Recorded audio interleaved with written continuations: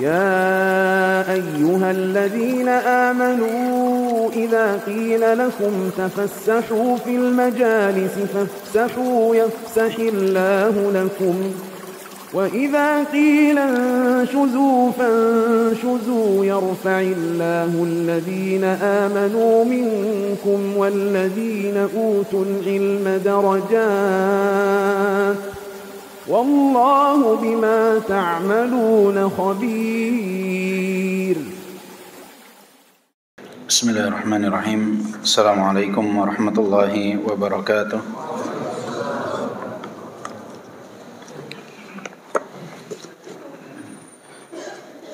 إن الحمد لله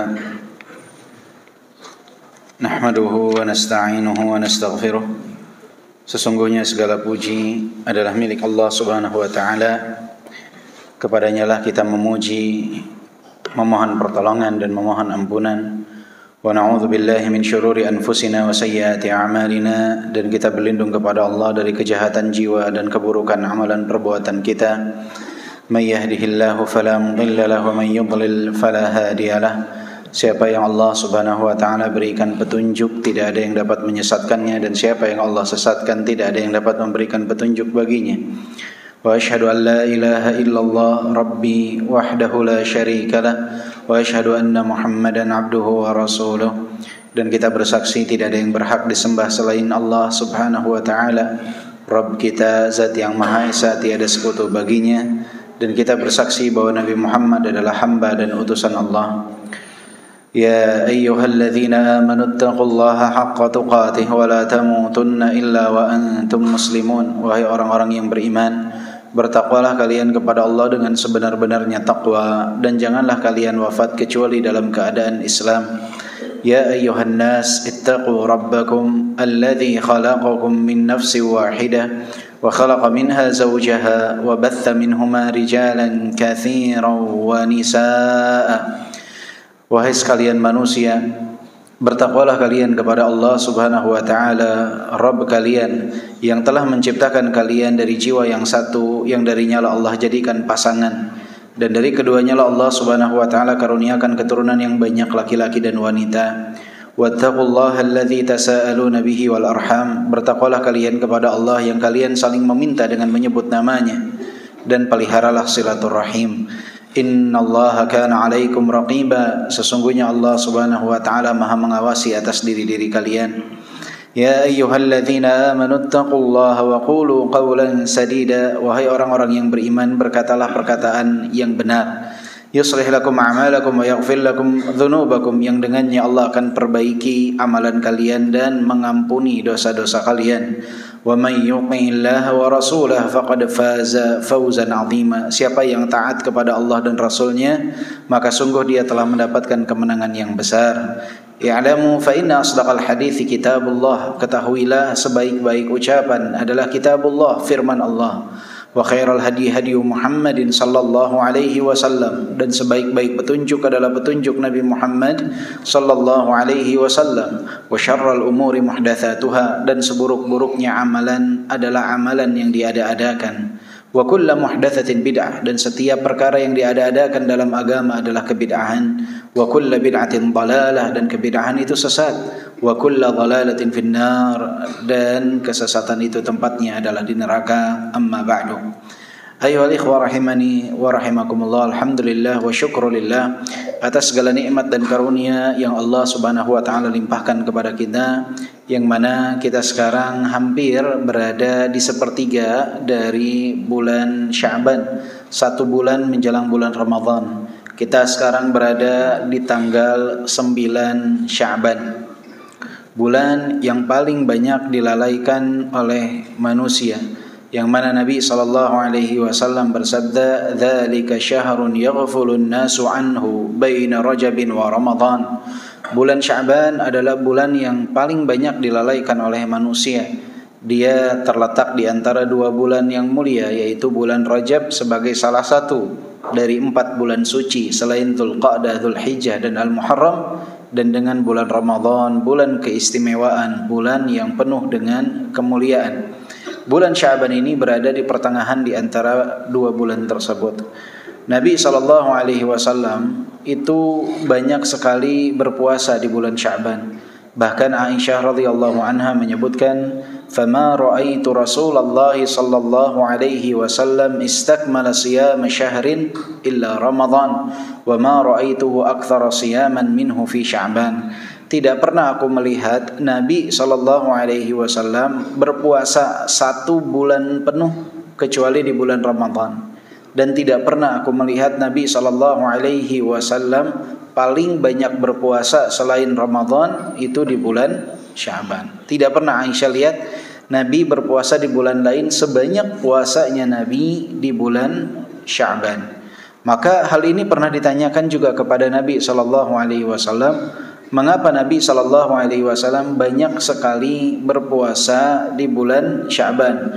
Maka Nabi sallallahu alaihi wasallam menjawab, "Huwa syahrun turfa'u fihi al-a'mal ila rabbil alamin, fa uhibbu an yurfa'a 'amali wa ana sha'im."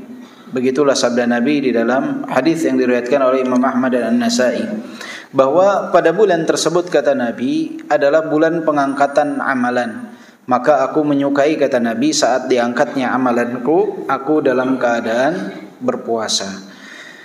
Pengangkatan amalan, Bapak Ibu yang dimuliakan oleh Allah Subhanahu wa taala, ada 4 jenis pengangkatan amalan. Ada yang disebut pengangkatan amalan yaumi, usbu'i, sanawi, dan khitami. Yang pertama yaumi, pengangkatan amalan harian. Jadi setiap hari amalan kita itu diangkat ke langit. Amalan siang akan diangkat sebelum malam tiba, dan amalan malam diangkat sebelum waktu siang tiba. Yang mana Nabi SAW bersabda di dalam hadis yang diriwayatkan oleh Imam Muslim, "Yurfa'u ilaihi 'amalul laili qabla an-nahar wa 'amalun nahari qabla al-lail."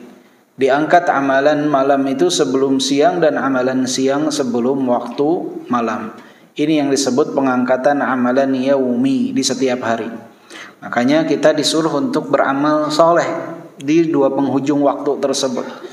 Di antaranya adalah melaksanakan zikir pagi dan petang.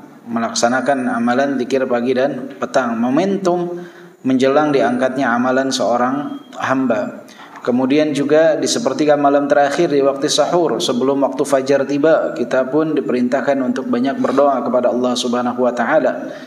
Kemudian yang kedua adalah pengangkatan amalan usbu'i di setiap pekan. Dan ini terjadi di hari Senin dan di hari Kamis. Tu'radu a'malun nas fi kulli jum'ah marratain. Ya, ditampakkan amalan hamba itu di setiap pekan itu 2 kali. Yaumal Itsnain wa yaumal Khamis. Di hari Senin dan di hari Kamis. Ini sabda Nabi SAW yang juga diriwayatkan oleh Imam Muslim. Kemudian yang ketiga adalah pengangkatan amalan tahunan, dan ini terjadinya di bulan Sya'ban. Makanya Nabi SAW sebagaimana hadis yang tadi disampaikan, beliau banyak berpuasa di bulan Sya'ban karena beliau ingin saat diangkatnya amalan dalam keadaan berpuasa. Tanggal berapa diangkatnya? Siangkah, malamkah? Wallahu a'lam. Dalilnya hanya menyebutkan di bulan Sya'ban, tapi jam berapa, tanggal berapa, wallahu a'lam. Hari apa, wallahu a'lam. Tidak diketahui. Kemudian yang keempat adalah pengangkatan amalan khitami, terakhir, penutup. Kapan itu? Di saat seseorang telah berjumpa dengan ajalnya. Makanya kita dianjurkan untuk terus beramal agar menggapai husnul khatimah. Karena patokan amalan itu di akhir. Innamal a'malu bil khawatim. Sesungguhnya amalan itu tergantung di penghujungnya. Dan ini mendatangkan suatu kemanfaatan agar seseorang itu tidak tertipu dengan amalannya. Diangkat amalan di penghujung, dan juga sangat penting sekali penghujung amalan seseorang agar seseorang tidak merasa tertipu dengan amalan yang telah dia perbuat, merasa aman dengan amalan yang telah dia lakukan. Jangan misalkan usia dia nih estimasi usia normal 60 sampai 70. Udah 50 tahun udah beramal soleh, hitung-hitungannya 50 lebih banyak nih daripada 10 tahun. 10 tahun sisanya saya mau maksiat aja deh. Karena kan lebih banyak nih 50 tahun nih amalan soleh. Ya, enggak seperti itu. Makanya amalan itu di ujung agar seseorang itu apa? Dia tidak bersandar kepada amalan. Tidak dia merasa aman dengan amalannya, tidak tertipu dengan amalannya. Itu di antara hikmah kenapa penghujung momentum itu sangat penting. Jadi inilah 4 waktu pengangkatan amalan. Yang mana yang paling riskan yang terakhir, karena itu penutup. Kalau yang pertama bisa saja saat diangkat amalan di waktu penghujung siang ada catatan dosa kita. Kemudian di waktu malam kita bertobat, terhapus catatan tersebut. Ya.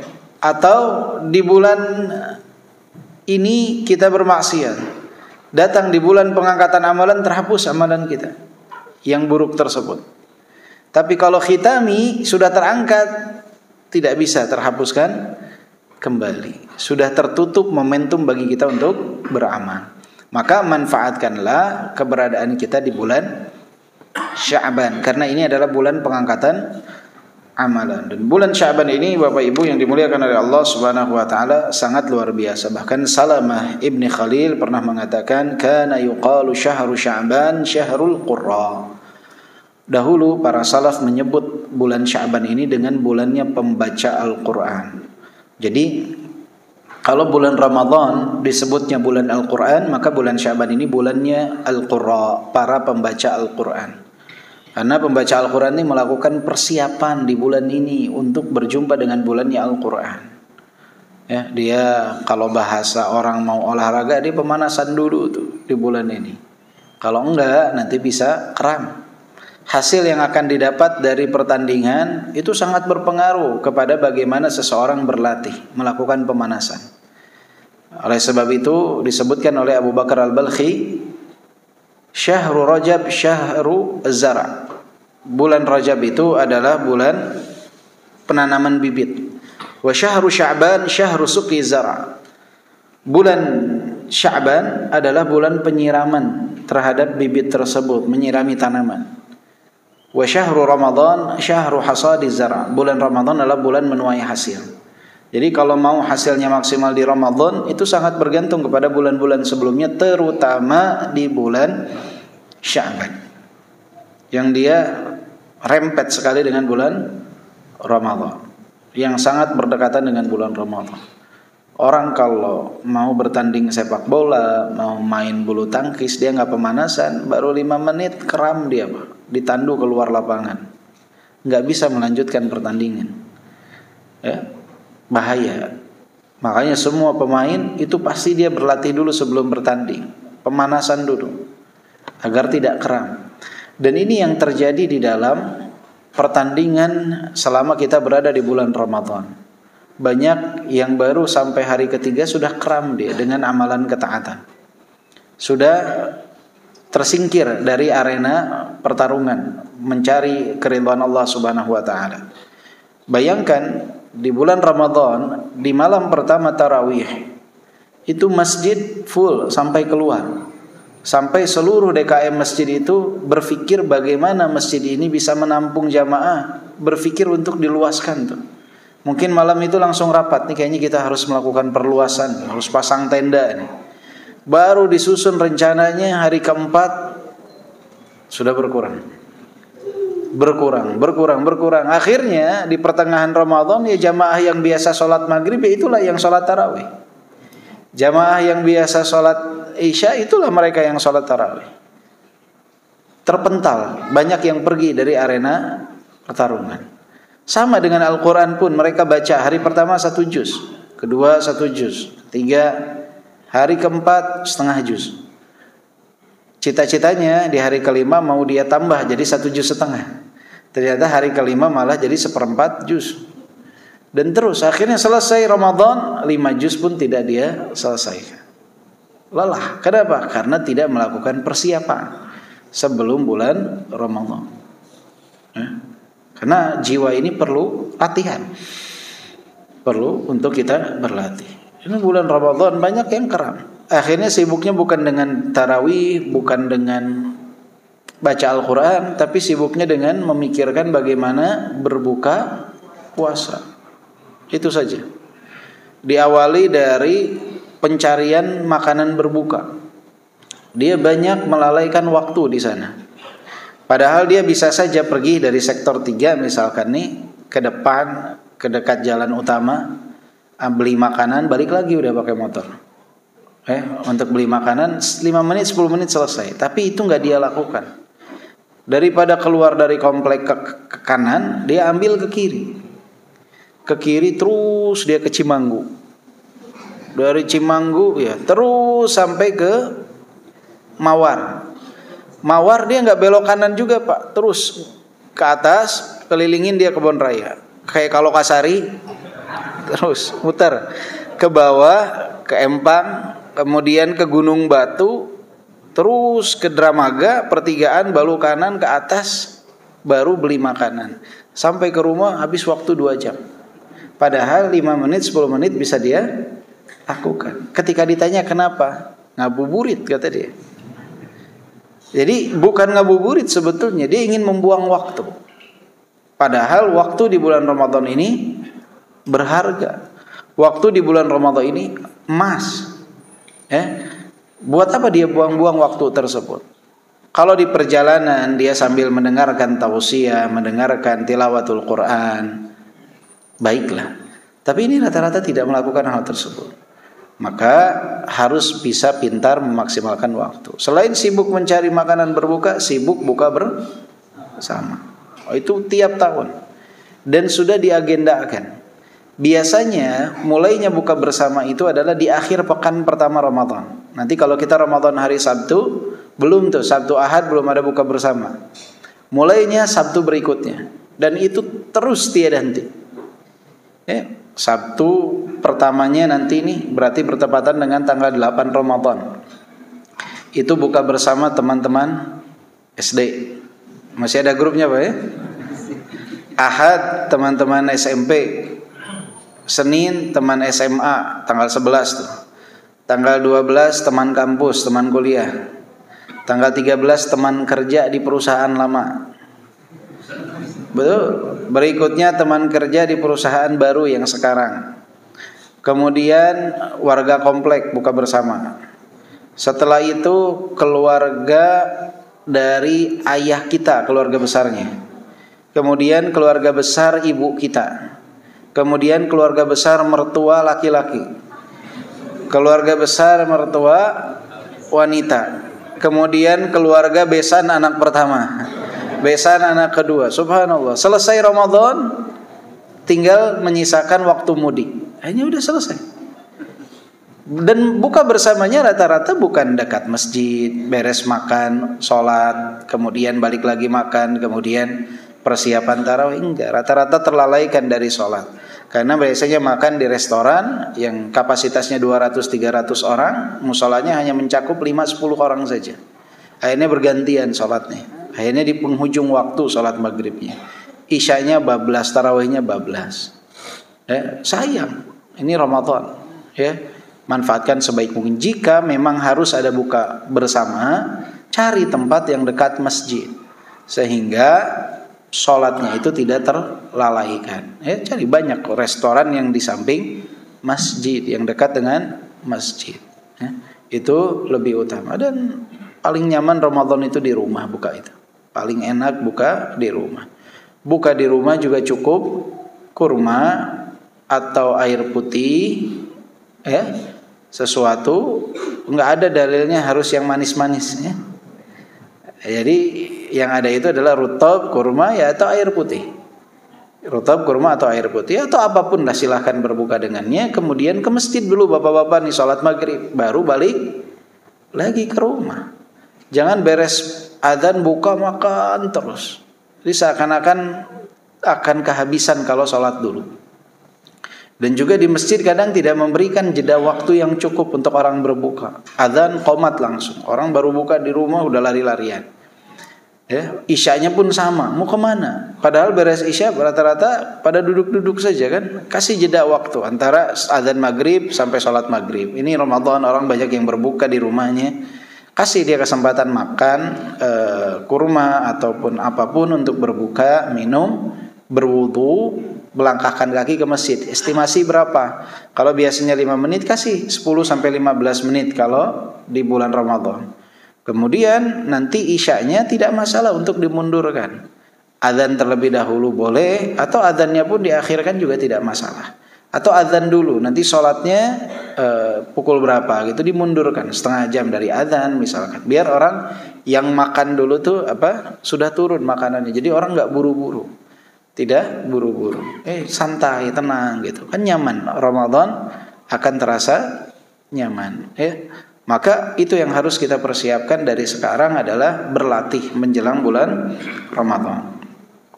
Dan kita pun harus berdoa kepada Allah menjelang bulan Ramadan, karena sampai sekarang tidak ada yang menjamin kita akan berjumpa atau tidak dengan bulan Ramadan.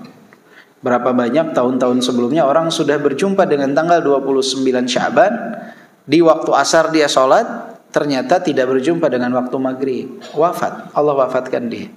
Dan banyak yang seperti itu. Maka kita belum tentu akan berjumpa dengan Ramadan. Saya, bapak-bapak dan ibu-ibu sekalian, belum tentu kita akan berjumpa dengan bulan Ramadan. Maka berdoalah.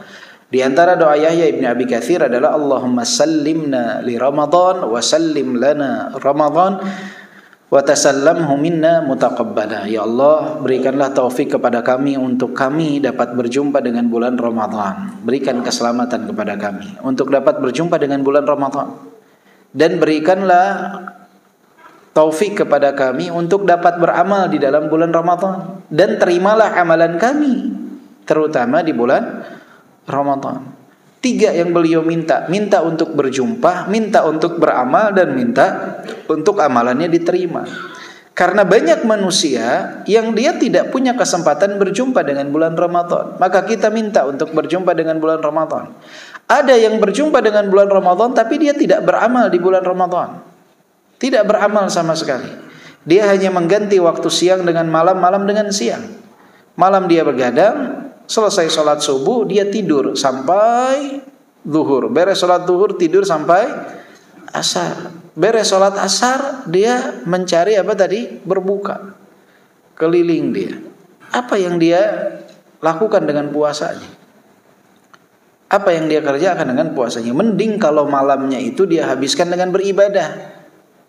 Dia qiyamul lail, baca sekian juz. Wajar kalau siangnya dia tidur. Ini malamnya dia bersenda gurau, bermain, habis dengan menonton, kemudian siangnya pun dia tidur. Maka kita selain minta agar berjumpa, minta untuk diberikan taufik untuk beramal.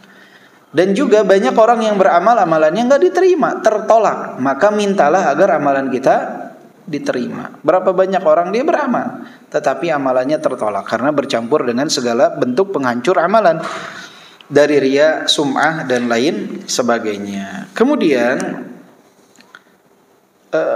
pepatah mengatakan, atau ada sebuah bait syair yang sangat bagus yang disebutkan bahwa Ramadhanu aqbala ya ulil albabi fastaqbiluhu ba'da tuli ghiyabi. Amun madha min umrina fi ghaflatin fatanabbahu fal umru dhalla sahabi. Ramadan telah mendekat, wahai orang-orang yang berfikir. Maka sambutlah kehadirannya setelah lama kita berpisah darinya. 1 tahun sudah usia kita dihabiskan dalam kelalaian. Maka berhati-hatilah, sesungguhnya usia itu akan cepat berlalu seperti awan yang bergerak. Wa tahayya'u li tasabburin wa masyaqqatin fa ujuru man sabaru bighairi hisabi. Maka siapkanlah diri kalian untuk bersabar dan melewati kesulitan, masyaqqah. Karena pahala yang besar bagi orang-orang yang bersabar telah disediakan tanpa hisab. Allahu yajzi as-sha'imina li'annahum min ajlihi sakhiru bi kulli si'abi. Allah Subhanahu wa taala memberikan ganjaran bagi orang-orang yang berpuasa dikarenakan mereka melewati setiap kesulitan dengan mengharap keridhaan Allah Subhanahu wa taala. Karena Allah la yadkhulur rayyana illa shaimun akrim bi babi shaumi fil abwabi. Tidak akan masuk ke dalam pintu surga yang sangat istimewa di antara pintu-pintu surga, yaitu pintu Ar-Rayyan, kecuali mereka yang berpuasa. Maka manfaatkan kesempatan yang Allah berikan kepada kita. Banyak saudara-saudara kita yang udah nggak punya lagi kesempatan, sudah berada di alam kubur. Kemudian juga berkenaan dengan bulan Sya'ban, sering muncul pertanyaan, bolehkah kita berpuasa setelah pertengahan Sya'ban? Karena kita pernah mendengar sebuah hadis mengatakan, idzan tasafa Sya'ban fala tasumu. Jika sudah masuk pertengahan Sya'ban, maka janganlah kalian berpuasa. Hadis ini dihukumi sebagai hadis yang dhaif, hadis yang lemah. Di antaranya oleh Ibnu Ma'in dan juga Imam Ahmad Ibn Hanbal dan yang lainnya. Karena di dalam sanadnya mereka mengatakan adanya seseorang yang bernama Ala ibni Abdurrahman, yang mana Ala ibni Abdurrahman menyebabkan hadis tersebut masuk kategori hadis yang lemah. Pertanyaan yang juga sering muncul adalah bagaimana hukum puasa 1-2 hari menjelang bulan Ramadan.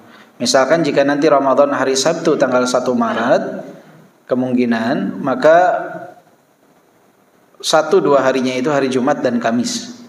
Apa hukum berpuasa H-1 atau H-2 sebelum Ramadan? Ada sebuah hadis yang Nabi bersabda, la taqaddamu Ramadan bisawmi yaumin wala yaumain illa rajulun kana yasumu sauman falyasumhu.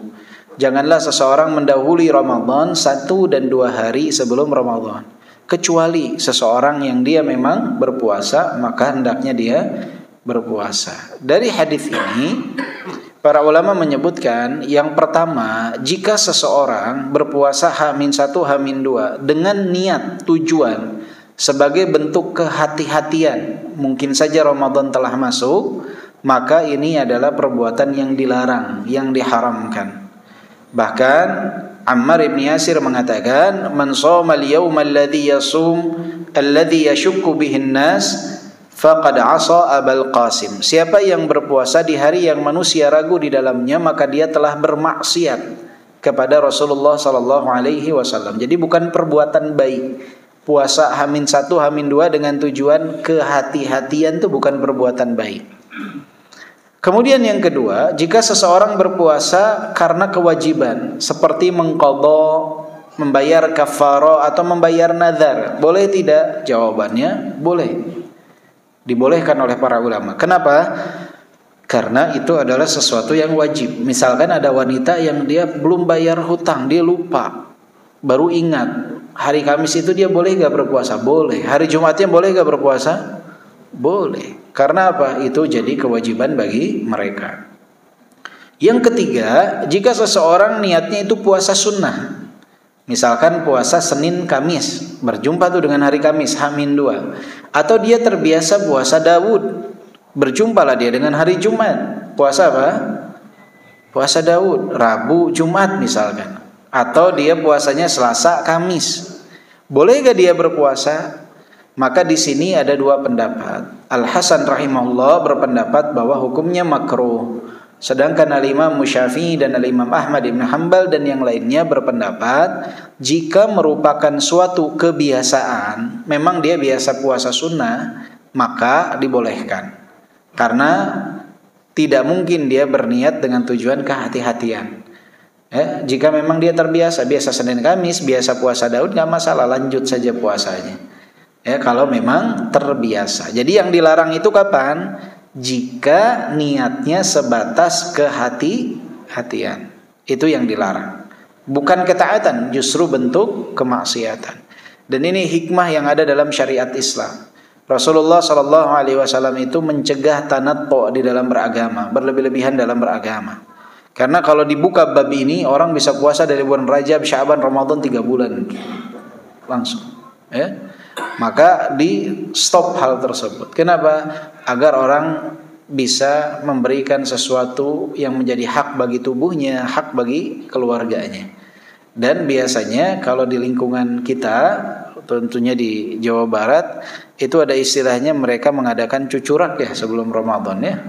Ada suatu adat kebiasaan melaksanakan cucurak. Biasanya H-1, H-2 sebelum Ramadan ya. Itu adat kebiasaan yang dilakukan di lingkungan kita. Pertanyaan berikutnya yang sering muncul berkenaan dengan bulan Sya'ban, adalah tentang nisfu Sya'ban.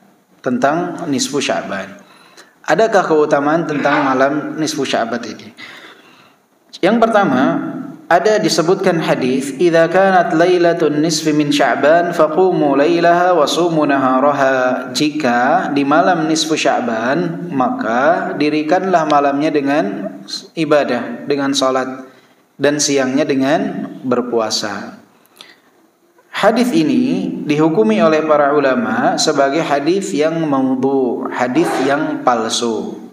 Dikarenakan di dalam sanadnya terdapat seseorang yang bernama Ibnu Abi Sabrah. Ibnu Abi Sabrah ini disebutkan oleh Ibnu Hajar di dalam kitab At-Taqrib sebagai seseorang yang tertuduh berdusta. Bahkan Imam Ahmad Ibnu Ma'in mengatakan bahwa Ibnu Abi Sabrah adalah seorang perawi yang memalsukan hadis. Sehingga hadis tersebut adalah hadis yang tertolak secara hukum, tidak bisa dijadikan sebagai sandaran. Tetapi ada hadis yang lainnya, yaitu hadis yang mana Nabi SAW bersabda, "Innallaha la yattali'u lailatan nisfi min Sya'ban fayaghfiru li jami'i khalqihi illa li musyrikin aw musyahin." Sesungguhnya Allah Subhanahu wa taala akan melihat di malam nisfu Sya'ban itu. Allah akan mengampuni dosa seluruh makhluk kecuali dua, orang yang musyrik atau orang yang berselisih. Yang musyrik atau yang punya permasalahan dengan orang lain, yang sedang berselisih. Ini dua yang tidak akan diampuni oleh Allah. Hadis ini dihukumi sahih oleh Syekh Al-Albani rahimahullah. Jadi Syekh Al-Albani menghukumi hadis ini sebagai hadis yang sahih. Tetapi tidak semua ulama berpendapat hadis ini sahih. Ya, ada juga yang berpendapat hadis ini lemah. Jadi kalau kita lihat di antara kaum muslimin berkenaan dengan malam nisfu Sya'ban itu ada 3 kelompok. Kelompok pertama, mereka yang mengatakan tidak ada keutamaan khusus berkenaan dengan malam nisfu Sya'ban. Dikarenakan mereka melihat hadis-hadis yang ada berkenaan dengannya adalah hadis-hadis yang lemah yang tidak bisa dijadikan sebagai hujjah. Dan ini diantaranya pendapat Al-Hafidh Abul Khitbah bin Dihyah, dan juga kalau di Al-Mu'asirin di zaman sekarang seperti Syekh Abdul Aziz bin Baz rahimahullah, beliau berpendapat seluruh hadis berkenaan dengan malam nisfu Sya'ban adalah hadis yang lemah yang tidak bisa dijadikan sebagai hujjah. Sehingga mereka tidak menganggap ada keutamaan, apalagi merayakan, menghususkan acara tertentu. Ini yang pertama. Kelompok yang kedua, yang mana mereka meyakini ada keutamaan di dalamnya, keutamaan malam nisfu Sya'ban, tetapi tidak melakukan ritual-ritual tertentu karena memang tidak ada dalilnya. Mereka tidak melakukan ritual khusus, ya mereka yakini keutamaannya, tetapi tidak melakukan ritual khusus. Karena kaidah penting ini yang harus kita fahami, keutamaan waktu dan keutamaan tempat tidak serta-merta menjadikan adanya amalan khusus di waktu dan tempat tersebut. Ini kaidah penting nih. Keutamaan waktu dan keutamaan tempat tidak menjadikan serta-merta adanya ibadah khusus di waktu dan tempat tersebut. Contoh, Bapak dan Ibu tahu yang namanya raudhah? Raudhah. Ma baina baiti wa mimbari raudhah min riyadil jannah. Di antara rumahku, kata Nabi, dan mimbarku adalah taman di antara taman-taman surga. Tapi di dalamnya itu tempat khusus. Tapi tidak ada ritual khusus. Tidak ada yang disebut namanya doa raudhah, tidak ada yang disebut namanya sholat raudhah, enggak ada. Terus apa yang kita lakukan? Ya kalau kita ke tempat tersebut ya sholat. Datangnya waktu duha ya sholat duha. Datangnya pas lagi tidak ada waktu apa-apa ya sholat tahiyatul masjid. Datangnya di waktu malam ya tahajud, ya witir. Intinya adalah melaksanakan ibadah di tempat tersebut, sholat, doa. Tapi tidak ada ibadah khusus dalam momentum tersebut. Jelas ya? Jadi keutamaan waktu dan tempat tidak serta-merta menjadikan adanya keutamaan ritual ibadah tertentu. Itu dasarnya. Nah, ini kelompok yang kedua berpendapat demikian. Siapa saja? Yang pertama diantaranya Syekh Al-Albani yang mensahihkan hadis tersebut, mensahihkan keutamaan malam nisfu Sya'ban yang Allah mengampuni seluruh dosa makhluk. Kemudian siapa lagi yang berpendapat demikian? Ibnu Rajab rahimahullah. Beliau mengatakan di dalam kitab beliau Lataiful Ma'arif di halaman 247 yang terjemahannya adalah terkait dengan malam nisfu Sya'ban. Dahulu kata beliau para tabi'in penduduk negeri Syam seperti Khalid ibni Ma'dan, Makhul dan juga Luqman ibni Amir dan beberapa tabi'in lainnya, mereka memuliakan malam tersebut dan bersungguh-sungguh di dalam ibadah di malam tersebut. Jadi mereka enggak melakukan ritual khusus sholat nisfu Sya'ban, enggak ya. Mereka menghidupkan malam tersebut dengan beribadah. Misalkan apa? Tahajud, witir, berdoa, seperti malam-malam lainnya ibadahnya enggak ada ibadah khusus. Hanya mungkin lebih intens di malam tersebut. Mereka hidupkan malam itu. Ini dilakukan oleh para tabi'in. Siapa yang menukilkannya? Ibnu Rajab dalam kitab beliau Lataiful Ma'arif. Kemudian Syekhul Islam Ibnu Taimiyah, apa yang beliau katakan? Kata Syekhul Islam, wa amma lailatan nisfi min Sya'ban fa fiha fadl. Malam nisfu Sya'ban itu di dalamnya ada keutamaan. Wa kana fis salafi man yusalli fiha walakin al-ijtima' fiha li ihya'iha fil masajid bid'ah. Ada para salafus saleh di antaranya tadi ya para tabi'in yang mereka itu menghidupkan malam tersebut dengan beribadah. Tetapi tidak dengan berkumpul-kumpul di dalam masjid melakukan ritual khusus, karena ini merupakan suatu praktek kebid'ahan. Jadi enggak ada ritual khusus, salat khusus enggak ada. Mereka menghidupkan malamnya iya. Wa amma lailatan nisf faqad ruwiya fi fadliha haditsun wa athar. Berkenaan dengan malam nisfu Sya'ban ada dalil, hadis dan athar. Wa naqala an ta'ifatin minas salaf annahum kanu yusalluna fiha. Disebutkan bahwa para salafus saleh di antara mereka ada yang salat di dalam malam tersebut. Fa salatul rajul fiha wahdahu qad taqaddamahu fihi salaf. Seseorang salat sendiri di dalam rumahnya malam ini telah dilakukan oleh para salafus saleh sebelumnya. Walahu fihi hujjah, dan itu ada hujjahnya. Fala yunkar mithla hadza, enggak boleh diingkari hal-hal semacam ini. Ini pendapat yang kedua.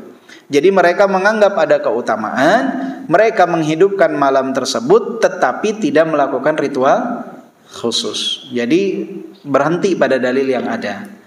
Yang ketiga adalah mereka yang menganggap ada keutamaan di dalamnya, mencampurkan hadis yang sahih dan hadis yang dhaif, kemudian melakukan ritual khusus, bahkan ada sholat khusus, sholat nisfu Sya'ban, ada doa khususnya. Nah, ini pengkhususan ini membutuhkan dalil.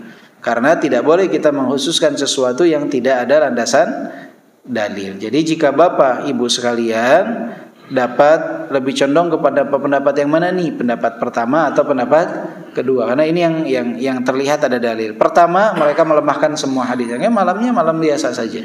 Yang kedua, menganggap ada keutamaan karena mensahihkan hadisnya.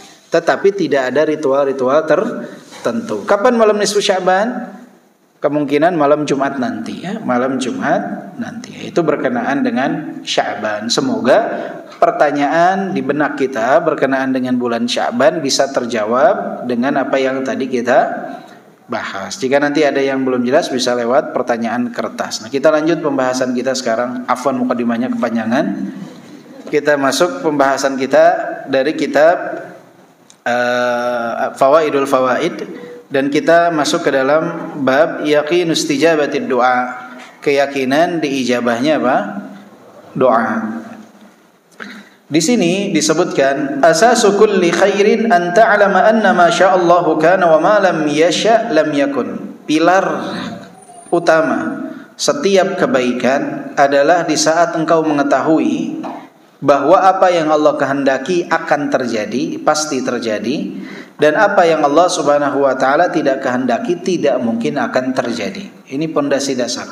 Jadi kita sebagai muslim harus sadar bahwa apa yang Allah kehendaki akan terjadi, apa yang Allah tidak kehendaki tidak akan pernah terjadi.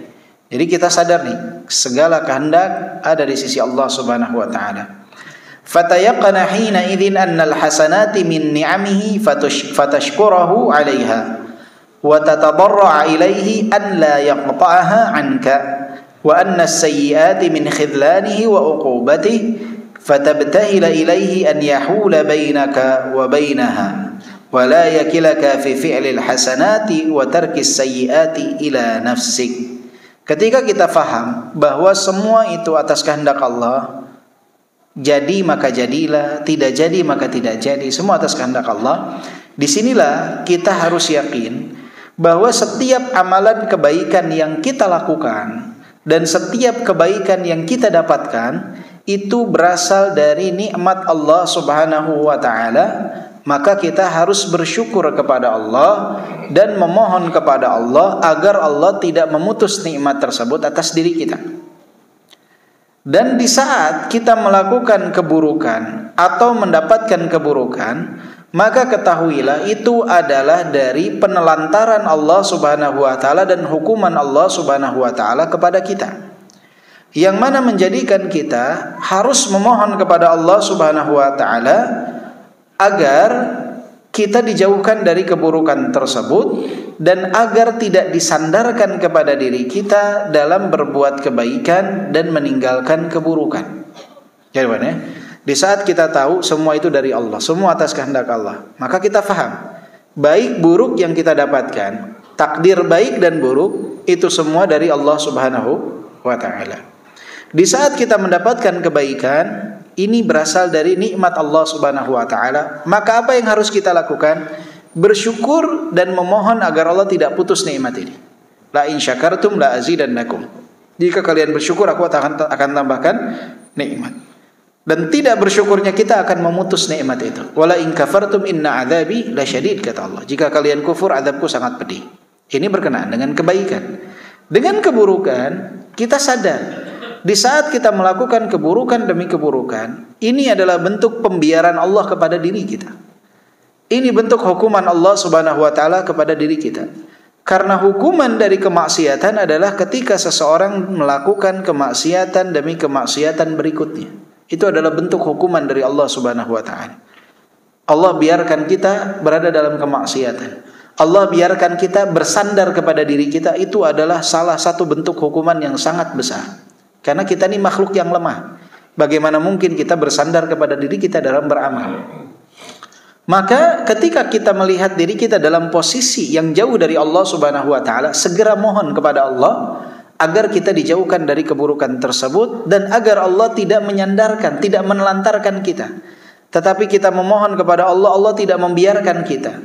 Tetapi kita memohon kepada Allah Subhanahu wa taala agar Allah menjaga kita. Kita kembali bersandar kepada siapa? Kepada Allah Subhanahu wa taala. Ketika kita faham pondasi awalnya, pilar utamanya, bahwa segala sesuatu itu akan terjadi atas kehendak Allah dan tidak terjadi juga atas kehendak Allah Subhanahu wa taala. Dan saat melakukan keburukan, jangan mengatakan, "Nih Allah kenapa menakdirkan kepada saya takdir yang buruk?" Enggak. Dalam melakukan keburukan itu yang disalahkan sebagai fa'il, kita pelakunya, bukan Allah yang menakdirkannya. Saat kita melakukan amalan kebaikan, ingat yang menakdirkannya. Karena kalau tidak atas takdir Allah, enggak bisa kita berbuat apa-apa. Jadi kalau keburukan kembalinya kepada pelaku, bukan yang menakdirkan. Tapi kebaikan sandarkan kepada yang menakdirkan. Kenapa? Karena kalau tidak atas izin Allah, nggak akan mungkin kita bisa melakukan hal itu.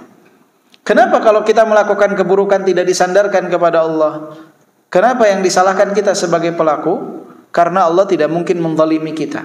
Kalau kita sandarkan kepada Allah, berarti kita seakan-akan menuduh Allah menzalimi kita untuk berbuat kemaksiatan. Allah nggak menzalimi kita. Allah memberikan kita kesempatan untuk memilih mau berbuat baik atau berbuat buruk. Wa qad ajma'a al-'arifuna 'ala anna kulla khairin fa asluhu taufiqullahu lil 'abd, taufiqullahi lil 'abd, wa kulla syarrin fa asluhu khidlanuhu li 'abdihi. Maka orang-orang yang memiliki pengetahuan, mereka telah sepakat bahwasannya setiap kebaikan itu asalnya adalah taufik dari Allah Subhanahu wa taala bagi hamba. Dan setiap keburukan yang didapat oleh hamba, keburukan yang dilakukan oleh hamba, itu dasarnya adalah penelantaran, pembiaran dari Allah Subhanahu wa taala kepada hamba tersebut. Makna taufik, apa makna dari taufik itu sendiri? Wa ajma'u anna at-tawfiqa an la yakilaka Allahu ila nafsik. Para ulama telah sepakat bahwa yang disebut dengan taufik itu adalah di saat Allah tidak menyandarkan dirimu kepada dirimu sendiri. Tidak menyandarkan engkau kepada dirimu sendiri. Jadi Allah enggak membiarkan kita. Itu namanya taufik. Allah menuntun kita. Allah mengarahkan kita, itu taufik dari Allah Subhanahu wa taala. Jadi saat Allah membiarkan kita dengan diri kita, itu bukan taufik dari Allah Subhanahu wa taala. Karena kalau kita berjalan hanya bersandar kepada diri kita, akan terombang-ambing, malah menjadi budaknya hawa nafsu dan syaitan. Wa annal khidlan huwa an yukhliya bainaka wa baina nafsik. Jadi yang disebut dengan penelantaran itu Allah biarkan kita dengan diri kita. Tidak memiliki aturan hidup seenaknya, pengennya sesuai dengan keinginan dia, maka ujung-ujungnya kita bukan jadi hamba Allah, malah jadi hamba budak bagi hawa nafsu kita. Itu di saat kita dibiarkan dan tidak diberikan jalan kemudahan oleh Allah Subhanahu wa taala. Fa idza kana kullu khairin fa asluhu taufik. Jika dasar dari setiap kebaikan itu asalnya adalah taufik dari Allah Subhanahu wa taala, wa huwa biyadillahi la biyadil 'abd. Dan taufik itu ada di tangan Allah, bukan di tangan manusia. Fa miftahuhu ad-du'a'u wal iftiqaru wa sidqul laja'i war raghbatu war rahbatu ilaihi. Ini kita tahu sekarang. Kebaikan itu semua ada di sisi Allah. Maka bagaimana kita mendapatkan taufik tersebut, mendapatkan apa yang ada di sisi Allah? Caranya cuma satu. Apa itu? Berdoa kepada Allah Subhanahu wa taala. Minta kepada Allah. Ada di Allah. Maka apa yang harus kita lakukan? Minta kepada Allah Subhanahu wa taala, menunjukkan kebutuhan kita kepada Allah, jujur dalam permohonan kita, kemudian juga diiringi dengan harapan dan rasa takut. Ya, harapan dan rasa takut kepada Allah Subhanahu wa taala. Pondasi awalnya doa. Kita minta kepada Allah Subhanahu wa taala. Famata a'tal 'abda hadzal miftah faqad arada an yuftahalah. Kapan seseorang itu dikasih kunci ini, kunci doa, maka maknanya dia, Allah Subhanahu wa taala menginginkan bahwa kebaikan itu dibukakan untuk hamba tersebut. Jadi kunci segala kebaikan itu doa. Kenapa? Karena kebaikan itu semua ada di sisi Allah. Kita bisa sholat, kita bisa zakat, kita bisa puasa. Siapa yang memberikan taufik untuk itu semua? Allah Subhanahu wa taala. Maka kunci dari semua kebaikan itu apa? Doa, minta sama Allah Subhanahu wa taala. Apa yang kita inginkan dari kebaikan, minta kepada Allah. Kuncinya apa untuk menghubungkan kita dengan Allah? Doa. Maka kalau hamba itu malas berdoa, dia akan jauh dari taufik. Dia akan jauh dari jalan kebenaran. Kenapa? Dia malas untuk meminta kepada Allah. Dia nggak punya kuncinya tuh. Makanya kuncinya ini, doa ini sangat penting. Ketika hamba mau berdoa, itu sesuatu yang sangat penting. Wa mata adallahu 'anil miftah baqiya babul khairi murtajadunahu. Jadi ketika seseorang itu hilang dari diri dia jauh dari yang namanya doa, maka pintu kebaikan itu akan terus tertutup bagi dirinya. Dia nggak punya kunci, dia nggak bisa buka. Maka kunci kebaikan itu adalah doa. Maka seseorang tuh bersyukur kalau dia mampu berdoa, karena itu adalah kunci kebaikan. Bahkan disebutkan di sini, qala Amirul Mukminin Umar bin Khattab, berkata Amirul Mukminin Umar bin Khattab, inni la ahmilu hammal ijabah walakin hammad du'a. Aku tidak mempedulikan, kata beliau, tidak terlalu mempedulikan tentang diijabah atau tidaknya doaku. Enggak jadi beban bagiku, kata Umar bin Khattab. Yang aku pikirkan adalah doa. Aku punya kesempatan atau tidak untuk berdoa. Fa idza ulhimtu ad-du'a fa innal ijabata ma'hu. Karena jika aku mendapatkan taufik untuk berdoa, ijabah Allah itu akan membersamai doaku. Karena Allah yang berjanji, ud'uni astajib lakum. Berdoa kepadaku, aku akan kabulkan doa kalian. Jadi intinya yang beliau cari itu bukan ijabah. Ijabah itu mengikuti. Setelah doa, ijabah itu pasti akan ada. Imma Allah berikan di dunia, atau Allah tangguhkan di akhirat, atau dijauhkan dari keburukan yang semisal. Pasti diijabah. Pasti. Orang mengikuti adab-adab berdoa, dia berdoa pasti diijabah. Maka yang jadi patokan bagi Umar bin Khattab itu bukan diijabah atau tidaknya, tetapi apa? Berdoanya. Pada pembahasan sebelumnya kita bahas apa? Fokus seorang yang beriman itu bukan kepada apa yang telah dijaminkan untuk dia, tetapi kepada apa yang diperintahkan. Kalau orang berdoa itu dijamin untuk diijabah, ud'uni astajib lakum. Tetapi kita ini nggak dijamin untuk selalu berdoa, tapi kita diperintahkan untuk berdoa. Maka orang beriman itu fokusnya bukan kepada apa yang telah dijaminkan, tetapi kepada apa yang diperintahkan. Karena kalau dia melaksanakan apa yang diperintahkan, apa yang dijaminkan, pasti akan mengikuti. Itu yang jadi prinsip Umar Ibn Khattab. Fokus beliau itu doa. Ijabah itu udah dijamin oleh Allah Subhanahu wa taala. Beliau enggak memikirkan apa yang telah dijaminkan. Yang difikirkan itu apa yang diperintahkan. Perintahkannya kita untuk berdoa. Jadi kita enggak diperintahkan untuk memikirkan diijabahnya doa kita. Diperintahkan untuk berdoa. Maka ya ikhwah, teruslah berdoa. At-taufiqu ala qadrin niyah. Taufik itu sangat bergantung kepada kadar niat seseorang. Wa ala qadri niyatil 'abdi wa himmatihi wa muradihi wa raghbatihi fi dhalik yakunu tawfiquhu subhanahu wa i'anatuhu. Fal ma'unatu min Allah tanzilu 'ala al-'ibadi 'ala qadri himamihim wa thabatihim wa raghbatihim wa rahbatihim. Wal khidlanu yanzilu 'alaihim 'ala hasbi dhalik. Jadi sesuai dengan kadar niat hamba dan tekad dia, keinginan dia, harapan dia dalam hal tersebut, maka taufik Allah Subhanahu wa taala dan pertolongan Allah akan menyertainya. Jadi pertolongan Allah itu akan turun kepada seorang hamba sesuai dengan kadar apa? Tekad-tekad mereka, ketetapan mereka, harapan mereka, dan rasa takut mereka. Bergantung tuh. Kehusnudzonan kita kepada Allah sangat bergantung kepada seperti apa taufik Allah kepada kita. Jadi harus yakin dengan doa tuh, jangan ragu-ragu. Jadi jangan ragu-ragu. Ud'ullah wa antum muqinuna bil ijabah, kata Nabi. Berdoalah kepada Allah dan kalian yakin Allah akan ijabah doa kalian.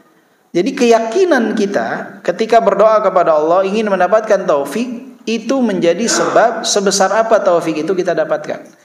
Semakin lemah, semakin tidak memiliki harapan, pesimis, maka seperti itulah yang akan kita dapatkan. Makanya Allah berfirman dalam hadis qudsi, ana 'inda dhanni 'abdi bi falyadhunnu bi ma syaa. Aku bergantung kepada prasangka hambaku kepadaku. Maka silahkan mereka berprasangka sesuai dengan apa yang mereka inginkan.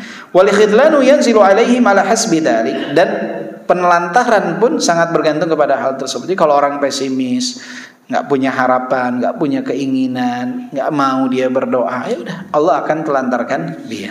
Fallahu subhanahu wa ta'ala ahkamul hakimina wa alamul alimin. Allah maha bijaksana, maha mengetahui. Yada'u taufiqa fi mawadhihi la'iqati bihi wal khidlana fi mawadhihi la'iqati bihi wa huwal alimul hakim. Allah meletakkan taufik kepada tempat yang layak untuk mendapatkan taufik, dan Allah menempatkan penelantaran kepada tempat yang layak untuk ditelantarkan. Dan Allah maha bijaksana lagi maha mengetahui. Ya. Jadi Allah maha tahu siapa yang layak untuk mendapatkan taufik, siapa yang tidak mendapatkan taufik. Wa ma utiya man utiya illa min qibali idha'atihi syukr wal ihmali wal iftiqari wad du'a wa ihmali al iftiqari wad du'a. Wala dhafira man dhafira bi masyiatillahi wa aunihi illa bi qiyamihi bi syukri wa sidqil iftiqari wad du'a. Jadi orang yang ditelantarkan oleh Allah Subhanahu wa taala itu di antara sebabnya adalah karena mereka menelantarkan syukur kepada Allah Subhanahu wa taala.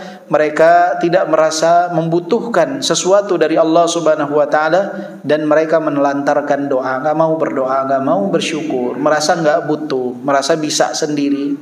Ini adalah sebab utama seseorang mendapatkan penelantaran dari Allah Subhanahu wa taala. Enggak mau diatur sama Allah, enggak mau.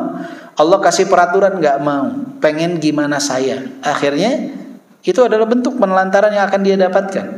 Dan orang yang bahagia, yang mendapatkan taufik, karena apa? Karena dia bersyukur kepada Allah, dia mendapat pertolongan Allah.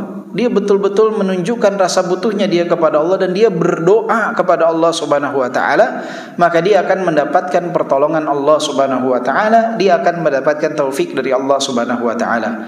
Wa milaku dzalika as-sabr, dan sebab utama dari seluruhnya, yang paling penting peranannya adalah kesabaran.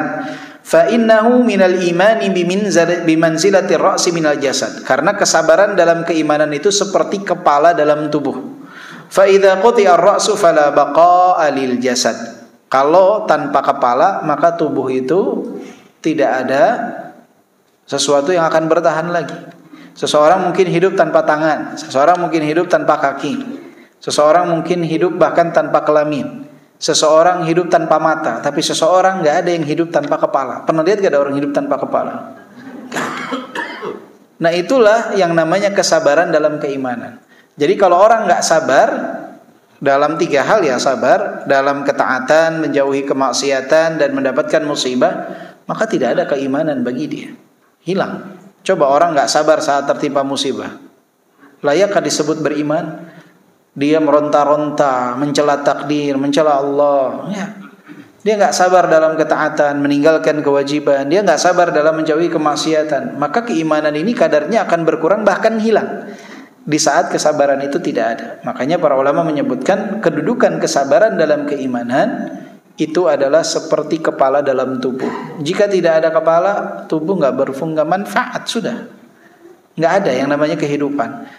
Ya, itulah kedudukan kesabaran. Jadi segalanya ingin mendapatkan taufik, kuncinya adalah kesabaran. Ya, lain daripada hal-hal yang mendukung tadi seperti doa, syukur dan lain sebagainya. Dan seseorang harus yakin bahwa Allah akan mengijabah doanya. Itu mah urusan Allah mengijabah doa mah. Tugas kita tuh berdoa. Tugas kita berdoa. Jadi jangan ngurusin yang bukan urusan kita. Kita tuh diperintahkan, bukan memikirkan apa yang telah dijaminkan. Kadang kita yang masalahnya adalah memikirkan apa yang telah dijaminkan. Kayaknya saya percuma nih doa begini nih kayaknya. Kayaknya nggak masuk. Nggak mungkin lah, udahlah. Ya, kalau pikirannya seperti itu, Nabi Musa udah nggak akan lempar tongkat segala. Laut depan laut, belakangnya Fir'aun, mau kemana? Maria makan kelaparan mungkin, nggak akan berusaha menggoyangkan pohon kurma, nggak akan minta kepada Allah Subhanahu Wa Taala. Nabi Yunus sudah dalam perut ikan. Kalau pakai hitung-hitungan matematika, dalam perut ikan, mustahil selamat. Kalau hitungannya matematika. Nabi Muhammad dalam gua yang kecil, Jabal Thur, gua Thur. Kaum musyrikin puluhan, mungkin ratusan di depan gua. Kemana? Kalau hitungannya matematika. Tapi mereka enggak. Mereka tahu Allah itu apa tadi yang di awal. Dasar segala sesuatu itu meyakini apa yang Allah kehendaki pasti terjadi, yang tidak akan terjadi. Mau semua makhluk menolong kita, kata Allah katakan enggak. Mau semua makhluk menentang kita, kata Allah katakan iya, kun fayakun. Jadi maka jadilah. Nah, prinsip ini yang harus tertanam, mindset ini yang harus tertanam dalam diri kita. Jadi kita jalan bakal tenang di hidup.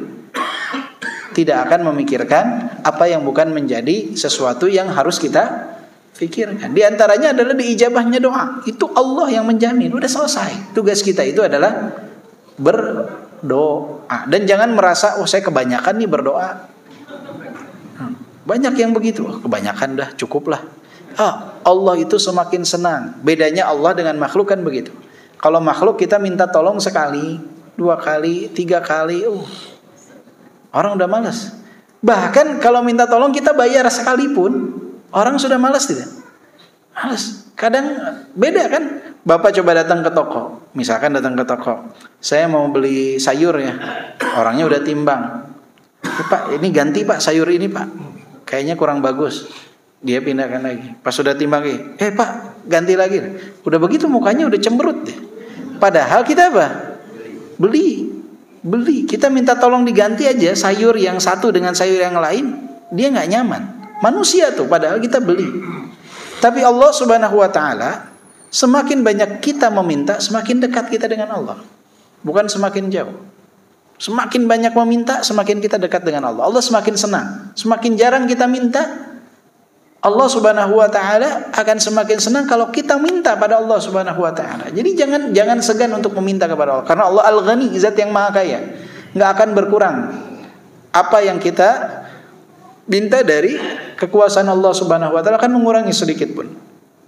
Ya, itu minta kepada Allah, jangan takut. Dan juga jangan berpikir, saya mau banyak maksiat, saya banyak dosa, nggak enak mau minta sama Allah Subhanahu Wa Taala. Jangan. Kita pernah sampaikan kan perkataan Sufyan ibnu Uyainah, jangan kalah sama iblis. Iblis seburuk-buruk makhluk, dia mintanya juga sama Allah. Fa'anzirni ila yaumi yub'atsun, tangguhkan aku sampai hari kebangkitan. Maka Allah ijabah tuh doanya iblis. fa innaka minal munzarin ila yaumil waqtil ma'lum. Kata Sufyan bin Uyainah, iblis, Allah ijabah permintaannya. Allah kabulkan keinginan iblis. Apalagi kita ruku, sujud. Maka jangan pesimis, harus yakin. Jangan kemaksiatan kita itu menghalangi kita dari berdoa kepada Allah Subhanahu wa taala. Maka tambal kemaksiatan kita itu dengan banyak berdoa kepada Allah agar Allah berikan taufik untuk kita jauh dari kemaksiatan. Doa, Allahumma kfini bihalalika an haramik. Ya Allah, cukupkanlah aku dengan perkara yang Kau halalkan dari perkara yang Kau haramkan. Yang halal banyak. Kita nih teruji misalkan dengan bermain judi. Ya, kita minta sama Allah, Allahumma kfini bihalalika an haramik. Kalau cukupkan aku dengan apa yang Kau halalkan dalam mencari rezeki daripada yang Kau haramkan. Minta sama Allah Subhanahu wa taala. Kita dapat musibah yang enggak mau berhenti, misalkan melakukan hal yang diharamkan. Ya, misalkan bermain wanita, bapak-bapak, minta sama Allah sehingga kita merasa cukup dengan istri kita. Merasa kita nyaman, sudah tidak ada ketertarikan kepada yang lain karena kita dicukupkan oleh Allah. Yang punya hati kita siapa? Allah. Yang punya mata kita siapa? Allah. Kita minta, Allahumma kfini bihalalika an haramika. Ya Allah, cukupkan aku dengan apa yang Kau halalkan. Sehingga kita akan melihat istri kita itu secantik-cantiknya wanita di dunia. Ketika apa? Ketika tadi kita minta sama Allah dan kita berikhtiar untuk menjaga pandangan kita. Jadi semakin kita jaga, semakin kualitas istri kita itu terlihat istimewa. Semakin kita tidak jaga pandangan, semakin akan luntur kecantikan istri kita. Mau secantik apapun akan terlihat tidak baik. Akan terlihat tidak baik. Dan gantinya pun rata-rata nggak baik. Ya tidak, orang banyak orang melakukan perselingkuhan, orang melakukan ini. Selingkuhannya itu nggak secantik istrinya. Kok bisa? Ini tadi karena kufur terhadap nikmat Allah Subhanahu wa taala. Ya. Jadi apa saat kita teruji, mintalah, berdoalah kepada Allah dan yakin Allah akan mengijabah doa kita. Wallahu a'lam bishawab. Kemudian untuk pekan depan izin mungkin kita majukan ke pukul 6:30 ya insyaallah kajiannya. Pekan depan insyaallah kajiannya kita majukan ke 6:30 ya insyaallah.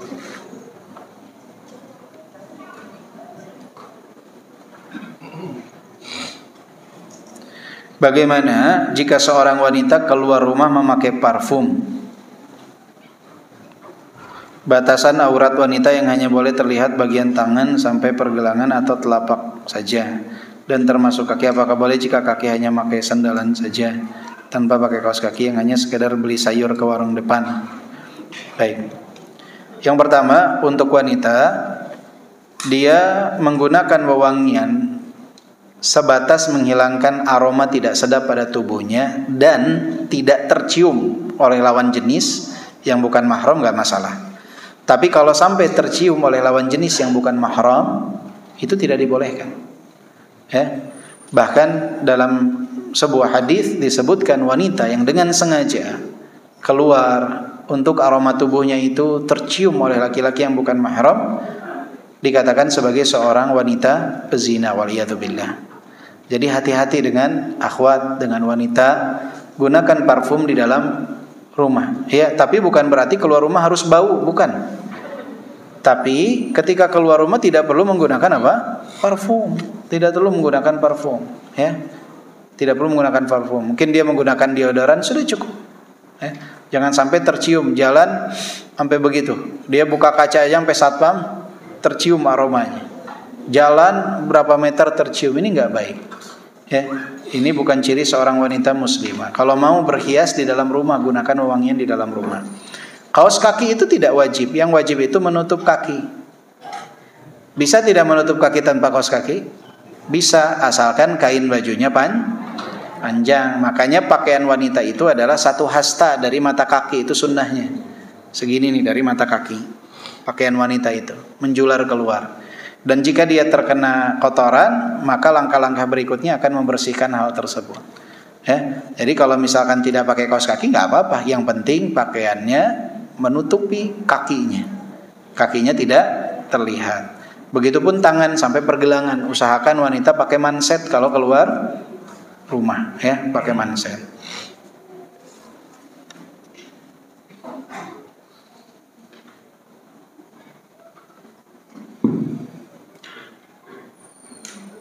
Bagi orang yang sudah terbiasa melakukan puasa Senin Kemis dan Ayyamul Bid, jika sudah mendekati bulan Ramadan, misal tanggal sepekan, apakah harus menghentikan puasa tersebut karena akan menyambut puasa yang wajib di bulan Ramadan? Enggak harus, dia bebas. Dia enggak puasa pun enggak berdosa. Karena puasanya sunnah.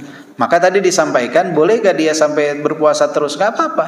Karena memang dia terbiasa, dan itu dibolehkan oleh Imam Syafi'i dan juga Imam Ahmad bin Hanbal. Mereka membolehkan karena Rasulullah dalam hadisnya bersabda, "Man idza illa rajulun kana yasumu yauman falyasumhu." Tapi kalau dia saya kayaknya istirahat dulu, enggak masalah, boleh, ya. Jadi dua-duanya dibolehkan. Dua-duanya dibolehkan.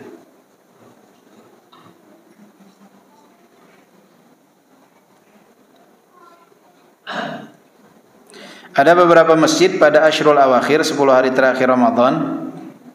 Oh, tapi sudah terjauh ya, baik. Untuk peserta i'tikaf menyelenggarakan qiyamul lail khusus untuk peserta i'tikaf. Biasanya panitia sangat menekankan dan mengharuskan. Bagaimana menurut antum? Padahal sebagian peserta sudah salat tarawih bersama jamaah yang lain. Ini namanya tanattu, berlebih-lebihan. Dia enggak salat tarawih, enggak salat qiyamul lail juga enggak apa-apa, sunnah. Sunnah. Enggak boleh mewajibkan yang sunnah. Awal kehancuran itu saat orang mewajibkan apa yang Allah sunnahkan. Sunnah biarkan hukumnya tetap sunnah, jangan dipaksakan harus jadi wajib. Yang ditekankan itu apa? Yang wajib. Makanya kadang suka aneh, ada orang enggak sholat maghrib di masjid, sholat isya juga enggak, dia tiba-tiba sholat tarawih di masjid. Mendingan dia sholat maghrib isya di masjid, enggak tarawih di rumah atau Jadi sama saat orang i'tikaf semampunya. Kadang kadar kemampuan orang berbeda-beda.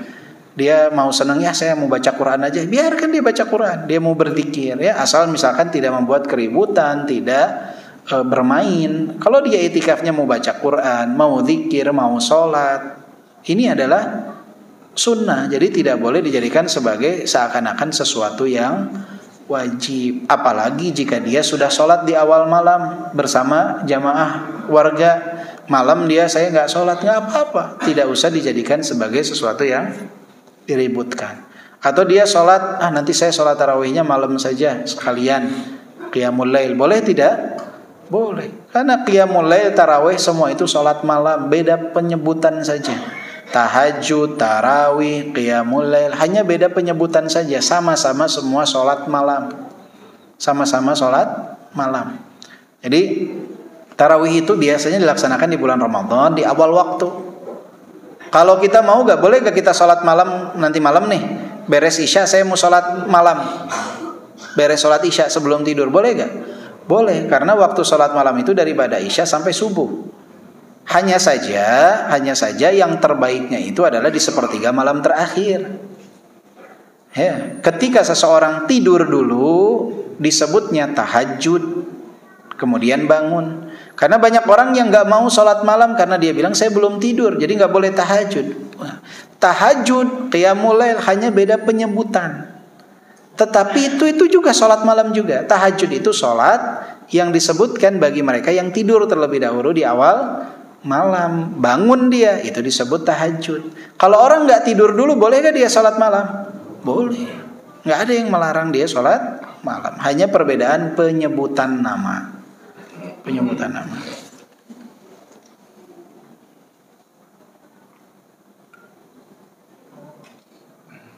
Saya ingin keluar dari pekerjaan riba. Apakah saya keluar dulu dari pekerjaan saat ini atau saya tetap bekerja dengan pekerjaan saat ini sambil paralel mencari pekerjaan yang baru?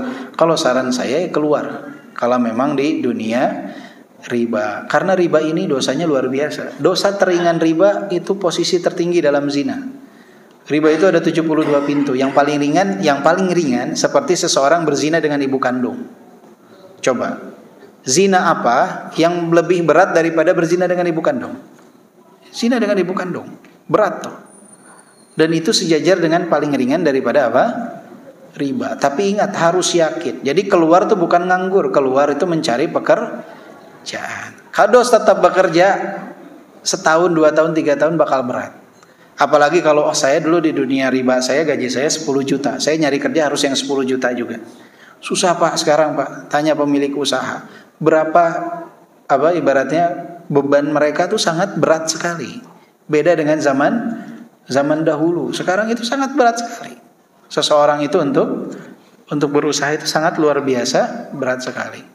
Pajak juga tinggi. Kemudian juga sekarang itu banyak yang istilahnya orang bilang direct selling, ya, langsung. Yang kecil-kecil UMKM berat sekali kehidupannya, ya. Usaha-usaha menengah tuh susah karena dari pabrik besar langsung ke konsumen pribadi. Di tengah-tengah ini banyak yang hilang, ya. Akhirnya berat sekali. Sebagai contoh, ini pembelajaran penting juga. Sebagai contoh, antum jualan satu produk misalkan. Jualan satu produk, antum beli 200.000, antum jual 250.000. Wajar tidak ambil margin 250.000? Wajar. Antum jual di marketplace, di online shop. Kalau tidak iklan, itu tidak naik produk antum, betul? Terpaksalah harus iklan. Iklan yang terhitung bagus itu, kalau antum mengeluarkan budget A, omsetnya 10 kali A. Artinya 10% si iklannya, betul? Berarti ketika produk antum 250.000 itu keluar, 10%-nya itu terhitung biaya apa? Iklan. Tinggal berapa? 225.000. Sekarang di online shop itu ada namanya biaya admin. Itu variatif. Ada yang 10%, 11%, 12%, bahkan 14%. Hitung 10% lah. Berapa berarti dari 250.000? 25.000. Berarti 200.000. Untung rugi. Belum biaya packaging. Berapa biaya packagingnya? Hitung 5.000 misalkan dusnya, solatifnya. Gaji pegawainya, listriknya, airnya. Jadi memang luar biasa memang.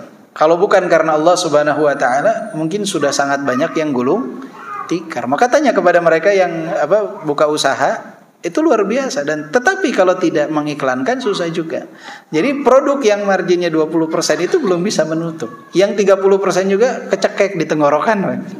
Itu kalau 30% saja, ya dapat dari 250.000 itu 10.000 misal.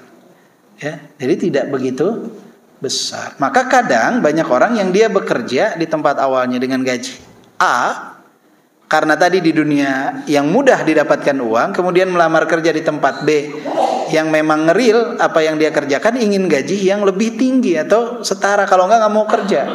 Bahaya yang seperti ini, ya, susah nanti. Jadi saran saya, kalau nanti keluar dari tempat kerja riba, cari kerja yang penting halal. Insya Allah ada keberkahan di dalamnya. Kalau bisa berdagang. Kalau misal ada kemampuan untuk berdagang, ya, berdagang biar lebih berkah.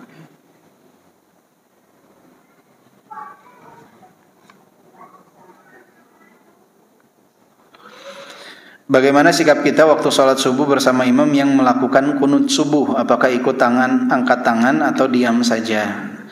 Di kunut subuh ini ada khilaf di kalangan para ulama, dan Imam Ahmad Ibn Hanbal itu beliau membidahkan kunut subuh, tetapi kalau sholat di belakang imam yang kunut subuh, beliau tetap mengangkat tangan.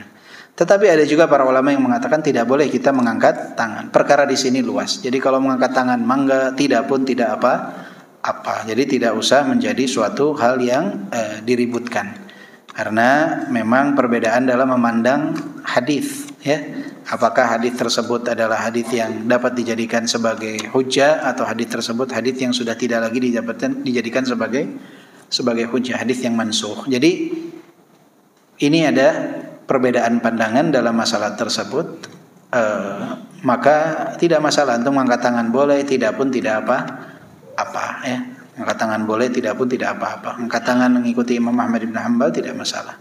Jadi ada kaidah dasar dalam perbedaan masalah fikih, itu ijtihadnya imam atau apa yang dipilih oleh imam itu lebih baik diikuti oleh makmum dalam perbedaan masalah fikih. Ketika perbedaannya ini khilaf yang mu'tabar. Contoh dalam sholat jenazah. Ketika imam berpendapat bahwa salam itu 1 kali ke kanan, maka makmum harus ikut 1 kali, nggak usah 2 kali, karena makmum ada untuk mengikuti imam. Walaupun kita lebih condong misalkan kepada pendapat salamnya 2 kali. Ketika sholat Idul Fitr atau Idul Adha, berapa kali takbir rakaat pertama? 7. Rakaat kedua 5. Imam Ahmad dan Imam Syafi'i itu berbeda pendapat. Imam Ahmad mengatakan 7 itu termasuk takbiratul ihram. Imam Syafi'i berpendapat 7 itu belum termasuk takbiratul ihram. Jadi kalau sholat di belakang imam yang bermadhab Syafi'i ya, mereka akan sholat itu di awal itu 8 kali takbir. Pertama takbiratul ihram, baru 7 kali takbir. Kalau di belakang Hanabilah, mereka itu akan sholatnya 7 kali takbir. Jadi Bapak Ibu kalau sholat misalkan sholat id di Indonesia itu rata-rata 8 karena 7 plus takbiratul ihram. Kalau di Saudi itu 7 termasuk takbiratul ihram. Kita ikut mana? Kalau saya pendapatnya 7. Kalau sholat di belakang yang 8, ikut yang 8. Imamnya bagaimana, ikuti imamnya. Karena itu perbedaan fikih yang seseorang harus berlapang dada di dalamnya. Jangan imamnya 7 kita 8, imamnya 8 kita 7. Ya. Jadi masalah perbedaan fikih yang di sana ada dalil yang sama-sama kuat, hanya perbedaan sudut pandang. Bagusnya imam itu mengikuti makmum itu mengikuti imam ya. Makmum itu mengikuti imam. Dan juga terakhir nih, yang penting juga adalah makmum harus mengetahui tentang hukum-hukum di dalam sholat. Kemarin saya sholat maghrib di komplek rumah, imam qadarullah imamnya bukan saya, yang lain, ada satu ustadz. Beliau lupa untuk tasyahud awal. Beliau berdiri di belakang. Subhanallah, subhanallah, subhanallah. Beliau berdiri. Beliau mau itu nggak jadi, beliau tetap berdiri. Hanya saya naik berdiri, yang lain masih subhanallah, subhanallah. Sampai akhirnya satu persatu semua ikut berdiri semua. Alhamdulillah imamnya faham tentang hukum sholat, bahwa tasyahud awal itu adalah kewajiban sholat. Beres, assalamualaikum, maka saya langsung maju ke depan menjelaskan sebelum. Ya biasa ya kalau di komplek kan sebelum ramai gitu kan, bahwa apa yang dilakukan oleh imam itu sudah betul. Mengapa? Karena imam sudah berpindah ke rukun berikutnya, sudah tegak, kecuali kalau belum tegak ya. Karena sudah berpindah ke rukun berikutnya nggak boleh balik lagi ke tasyahud awal, karena tasyahud awal kewajiban bukan rukun sholat. Beliau sudah berpindah ke rukun berikutnya, maka apa yang beliau lakukan betul, sujud sahwi sebelum salam. Ya, niat bapak-bapak pun betul, bertasbih, mengingatkan ini salah. Tapi kalau sudah berdiri harusnya ikut langsung berdiri. Alhamdulillah nggak ada yang ngulangin sholat maghrib. Nah, karena saya kebayang kalau nggak diomongin, nggak dijelasin, pasti banyak yang mengulangi sholat maghrib. Dianggap tidak sah sholatnya, padahal tasyahud awal itu kewajiban sholat. Ya, itu alhamdulillah imamnya teguh pendirian Pak. Di tempat lain saya pernah sholat waktu itu, saking Allah subhanallah subhanallah subhanallah, akhirnya imamnya turun lagi karena daripada rame di belakang ya nggak ada yang lanjut juga ikut berdiri sama dia, maka seperti itu ya. Semoga Allah mudahkan pemahaman kita semua dan diberikan taufik bagi kita semua. Semoga kita bisa memanfaatkan keberadaan kita bulan Sya'ban. Izin mengingatkan pekan depan insyaallah 6:30 ya. Kita tutup dengan doa kafaratul majlis. Subhanakallahumma wabihamdika, asyhadu an la ilaha illa anta, astaghfiruka wa atubu ilaik. Walhamdulillahirabbil alamin. Assalamualaikum warahmatullahi wabarakatuh.